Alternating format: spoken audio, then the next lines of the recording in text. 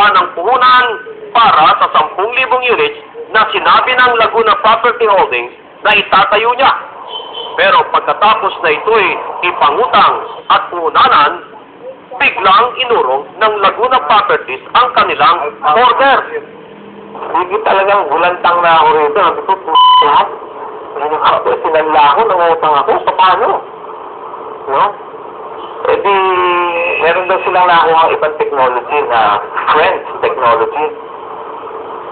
So, Hindi nagtagal ang French technology ng Laguna Property Holdings dahil ang inaarap din ng mga buyer ay ang modular housing ni Ginoong Vasquez.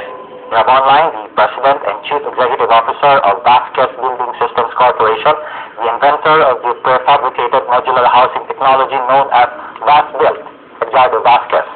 Joining Mr. Vasquez is a lawyer and member of the Intellectual Property Foundation and the Intellectual Property Association of the Philippines, Oscar Manahan.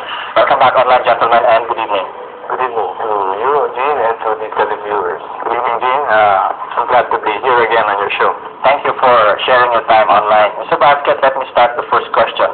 I raised several questions in our opening. And maybe to illustrate this further and to make the picture clearer than ever is to cite the case that you have filed against Ayala Land Incorporated's Laguna Properties Holdings Incorporated.